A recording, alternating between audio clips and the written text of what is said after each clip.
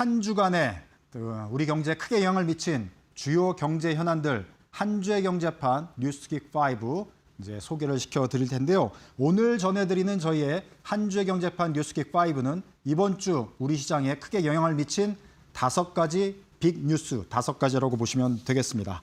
자, 그럼 저희가 선정한 한 주의 경제판 뉴스킥 5 먼저 키워드로 저희가 정리했는데요. 화면으로 먼저 보시겠습니다.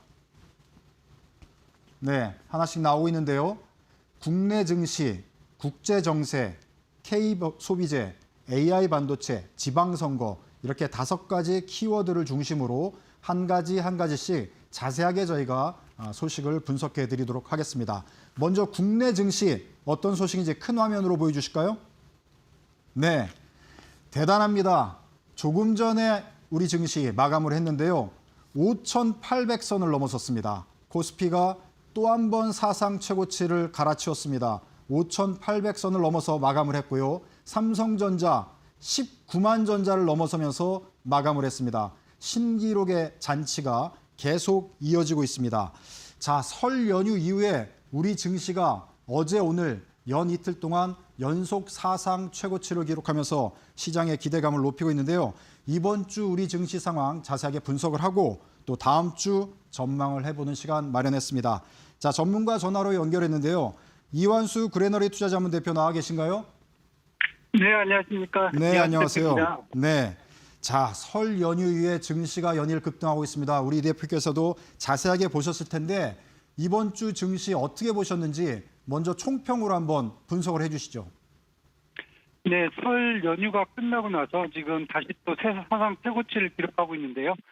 두 가지 포인트를 보셔야 될 것 같아요. 첫 번째는 외국인이 지금 사실 매수를 하지 않아도 개인과 기관의 유동성이 증시를 충분히 끌고 갈 수 있다는 것을 지금 보여주고 있고요. 특히 개인과 기관이 갖고 있는 주식 예탁금이 지금 100조 원 수준을 넘어가고 있기 때문에 해당 수준으로 본다 그러면 앞으로 국내 증시의 유동성이라든지 수급은 좀 문제가 없지 않을까 이렇게 지금 보여지고요. 두 번째는 주요 산업들의 순환매가 지속되면서 장기적인 지수 상승을 유도하는 모습입니다. 즉 반도체뿐만 아니라 에너지 밸류체인, 조선방산, 자율주행, 피지컬 AI, 그다음에 엔터 화장품까지 주요 산업들이 국제 경쟁력이 지금 강화되고 있고요.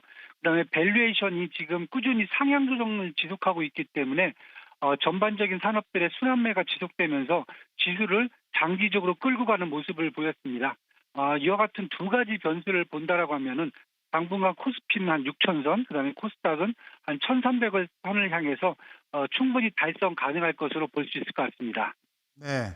자, 연일 우리 증시가 뜨거운 것은 삼성전자, SK하이닉스 역시 반도체주들이 불을 뿜고 있기 때문인데요. 자, 삼성전자 같은 경우에 드디어 19만 전자를 넘어섰습니다. 여기에 이제 증권주들도 가세하고 있는 형국인데요. 자, 지금 주도주들이 상당히 많이 등장하고 있는데 앞으로 우리가 눈여겨봐야 될 업종, 종목들 좀 소개를 해주시면 향후 투자에 좀 참고가 될 것 같습니다. 네, 지금 다양한 종목들이 업종들이 순환매를 이루고 있는데 무엇보다도 올해 2026년 코스피 평균 이익 성장률이 한 35% 정도가 기대가 되거든요. 그중에서 반도체는 한 거의 100% 이상을 보고 있는데 그 다음으로 사실 제가 중요하게 보는 데는 우선 조선 방산을 좀 먼저 보셔도 될 것 같습니다. 왜냐하면 글로벌 수요도 증가하고 있고요. 그다음에 국내 기업들의 글로벌 경쟁력이라든지 아니면 공급 능력까지 지금 확대되고 있기 때문에 조선 방산을 한번 보시면 될 것 같고요. 그 다음에는 에너지 밸류체인, 여기에 포함되는 게 신재생 에너지라든지 2차 전지, 소재, 전력 인프라를 보시면 될 것 같습니다. 왜냐하면 최근 AI 사회로 진입하면서 전력 공급 부족 및 효율화, 그다음에 여기에다가 AI 산업에 따른 모빌리티 수요도 좀 확대가 되고 있기 때문에 에너지 밸류체인 업종에서 추가적인 올해 이익 성장률이 크게 나올 것으로 보여집니다. 그래서 저는 반도체 증권주 지금 당장 눈에 보이지만 이어서 조선방산 또는 에너지 밸류체인 쪽에 또 추가적인 이익 성장률을 기대할 수 있을 것 같습니다. 네. 조선방산, 그다음에 에너지 밸류체인 쪽을 좀 유심히 볼 필요가 있겠다. 이렇게 조언을 주셨습니다.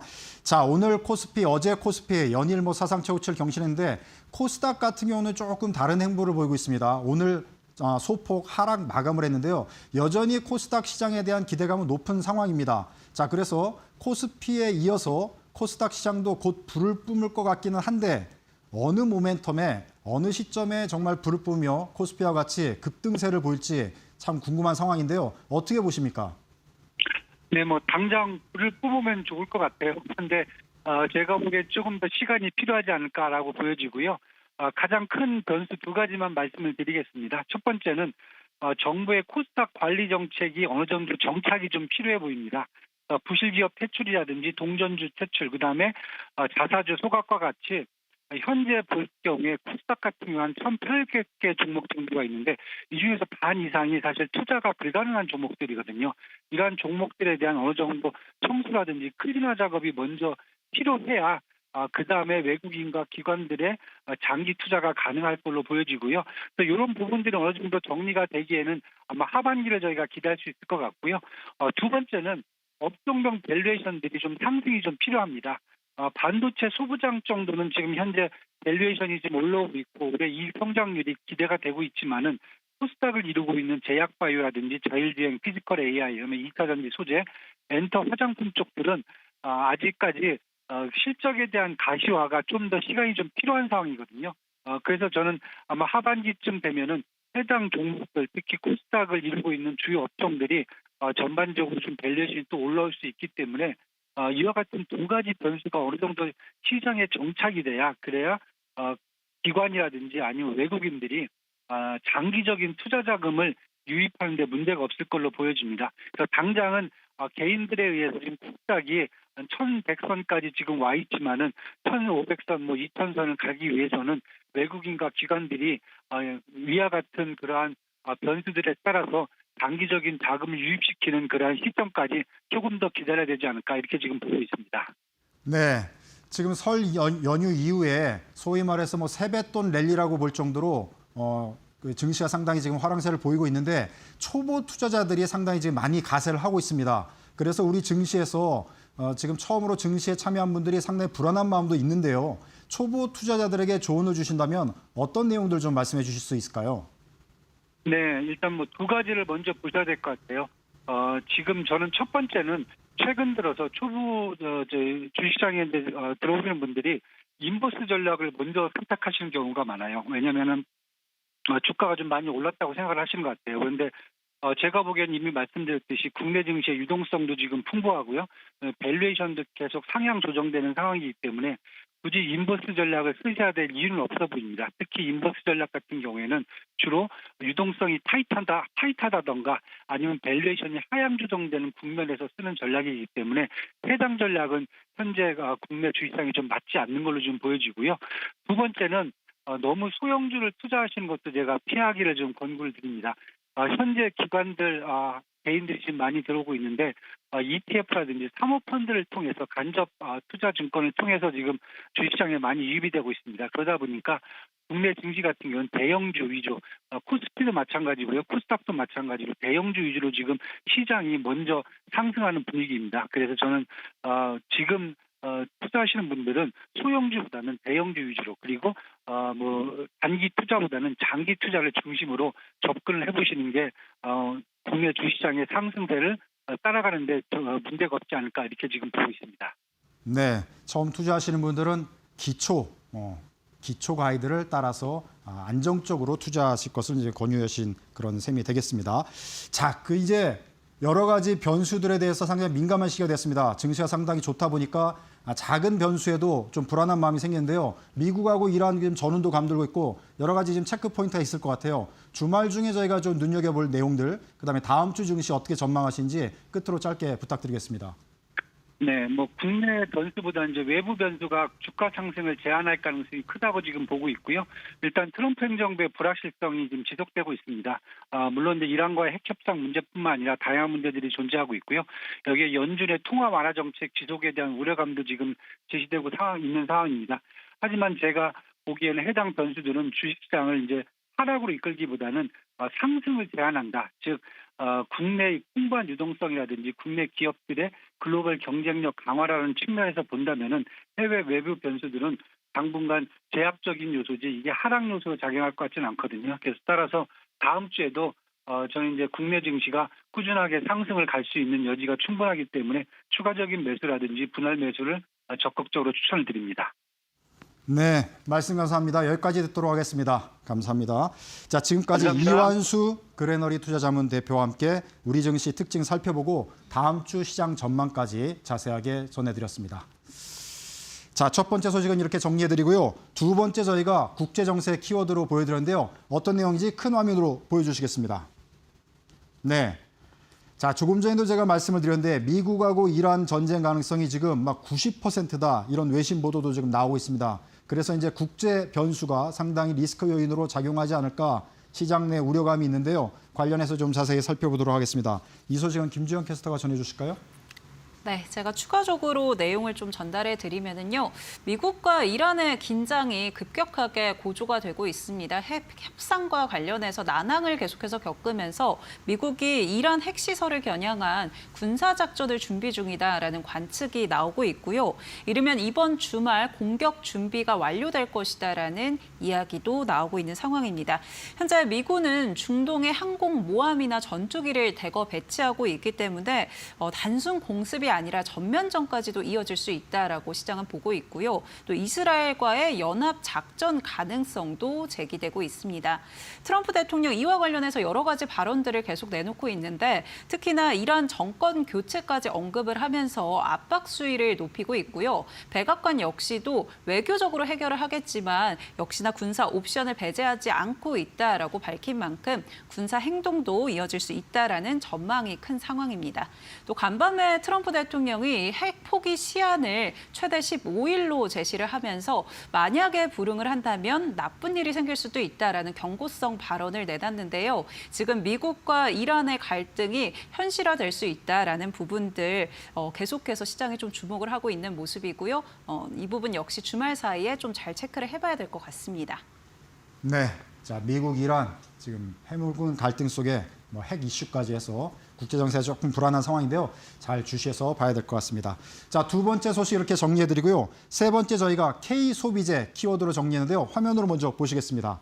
네, 지금 K 푸드, K 뷰티 수출 실적이 그래프로 보시다시피 매년 엄청난 양으로 지금 증가를 하고 있습니다. 그래서 지금 상당히 화랑세를 보이고 있는데 2차 전지 상황을 지금 넘어섰다. 이렇게 저희가 정리를 해드릴 수 있겠습니다. 자세한 소식은 이지은 기자가 좀 정리를 해주실까요? 네. 한류가 다양한 분야로 확산하면서 한국산 소비재의 인기도 빠르게 늘고 있습니다. 산업통상부에 따르면요, 지난해 농수산식품 수출은 역대 최고 실적을 달성했습니다. 지난해 124억 달러를 수출했는데 전년 대비 6.0% 증가한 수치입니다. 세부적으로 보면 라면과 김치 등 수출이 늘었고요. 세계 곳곳에 한식당이 확산하면서 소스류 수출도 10%가량 늘었습니다. 여기에 K뷰티의 성장세도 뚜렷합니다. 지난해 화장품 수출은 114억 달러로 전년 대비 11.8% 성장하면서 역시 사상 최대치를 기록했습니다. 이 같은 식품과 화장품의 선전은 제조업 수출 규모를 넘어서는 수준입니다.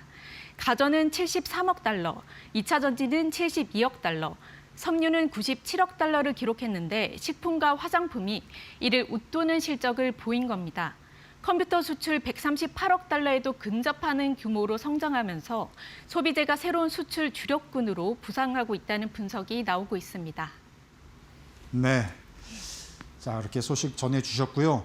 자 그러면 세 번째 소식 이렇게 마감하고요. 네 번째 저희가 키워드로 AI 반도체를 이렇게 정리했는데요. 큰 화면으로 어떤 소식인지 보여드리겠습니다.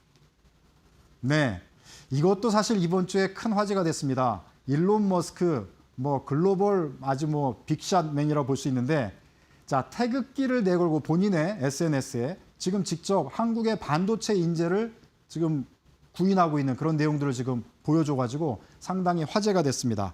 자 관련해서 김주영 캐스터가 좀 전해주실까요? 네, 방금 화면을 통해서 보셨겠지만 이 테슬라의 CEO 앨런 머스크가 이번 주 본인의 소셜미디어죠. X에 태극기 이모티콘을 무려 16개나 올렸습니다. 이유는 한국의 반도체 인력을 모집하기 위해서인데요. 앨런 머스크 칩 디자인이나 AI 소프트웨어 분야에서 일하고 싶다면 테슬라에 지원하라고 공개적으로 이야기를 했습니다. AI 시대가 열리면서 반도체의 중요성이 커지고 있죠. 그만큼 관련한 인재들의 쟁탈전도 이어지고 있는 상황인데요. 한국 기업이 메모리 반도체 시장에서 약 70%의 점유율을 차지하고 있는 만큼 이 반도체 강국으로서 한국 인재에 대한 수요도 늘어나고 있다라는 게 시장의 분석입니다. 실제로 엔비디아나 구글, 브로드컴과 같은 빅테크들이 이 HBM 관련된 인재들을 채용에 나서고 있는 상황이고요. 또 삼성전자, SK하이닉스의 인재 유출을 막기 위해서 사별화된 전략이 좀 필요하다라는 게 시장의 의견이기도 합니다. 앞으로도 이런 인재 쟁탈전이 좀 더 강화될 것이다, 치열해질 것이다라는 전망도 나오고 있는 상황인데요. 관련해서 좀 체크를 해봐야 되지 않을까 싶습니다. 네. 자, 상황이 이러다 보니까 뭐 의대, 법대를 뛰어넘는 반도체 관련, AI 관련 이제 학과들이 지금 나오고 있는 상황인데 상당히 한국의 인재들이 이제 글로벌로 많이 진출하지 않을까 이런 생각을 해보게 됩니다. 자, 한주의 경제판 뉴스킵 5 5번째 저희가 지방선거를 키워드로 지금 정해봤는데요. 큰 화면으로 보시겠습니다. 네, 올해 6.3 전국 동시 지방선거가 얼마 남지 않았습니다. 그래서 지금 일정표를 이렇게 쭉 저희가 보여드리고 있는데 이러다 보니까 각 당의 지금 후보들이 분주히 움직이기 시작했습니다. 여러 가지 좀 이색 공약도 있고요. 여러 가지 또 관심이 가는 인물들도 있는데 관련해서 이지은 기자가 좀 정리해 주실까요? 네. 6월 3일 치러지는 지방선거를 앞두고 서울시장 후보들에도 관심이 쏠리고 있습니다. 특히 더불어민주당은 경선 구도부터 치열합니다. 민주당 서울시장 경선 후보들만 6명이고요. 여기에 출마를 고심 중인 박용진 전 의원까지 합하면 최소 7명에 이를 것으로 예상됩니다. 분위기가 과열되는 만큼 차별화된 행보도 더욱 중요해진 시점인데요. 먼저 눈에 띄는 공약을 보면 동대문 디스터 플라자의 해체입니다. 전현희 의원의 1호 공약인데 대신 7만석 규모의 서울돔을 지어서 공연장과 또 스포츠 시설을 조성하겠다는 구상입니다. 이를 통해서 연간 10조 원 규모의 경제 효과를 창출하겠다고 밝혔습니다. 또 생활 밀착형 공약도 이어지고 있습니다. 박주민 의원은 장바구니 물가 20% 인하를 내세웠고요. 서영구 의원은 10분 역세권, 박홍근 의원은 5분 컷 서울로 승부수를 던졌습니다. 국민의힘은 아직 공식 출마 선언은 없지만 오세훈 시장과 나경원 의원 그리고 안철수 의원 등이 후보군으로 거론되고 있습니다. 네. 자, 올해 6.3 지방선거를 앞두고 여야 각 당 후보들이 앞다퉈 이제 출사표를 던지고 있는데요. 선거전이 점차 달아오고 있는 모습입니다. 자, 이번 선거는 이재명 정부의 뭐 평가의 요소도 있겠지만 경제 성장을 위한 중요한 시기이기도 하고요. 또 다른 관전 포인트로는 앞서 우리 이 기자가 얘기해 준 대로 첫 광역 지자체 여성 지자체장이 나올지 이것도 관전 포인트가 되겠습니다. 자, 관련해서 여러 여성 후보분들 가운데 잠시 후에 저희 2부 초대석 시간에는 서울시장에 출사표를 던진 한 여성 의원을 모시고 출마 배경과 각종 서울시 개발 공약 등을 살펴보도록 하겠습니다. 자, 어쨌든 경제 2부까지 주목을 해주시면 되겠습니다. 자, 이렇게 저희 한 주의 경제판 뉴스캡 5는 마감을 하도록 하겠습니다. 저희 제작진이 선정한 주요 경제 소식 분석 이렇게 전해드렸고요. 지금까지 어쨌든 경제 1부는 이지은 기자, 김주영 캐스터 그리고 이완수 그레너리 투자자문 대표께서 수고해 주셨습니다. 고맙습니다.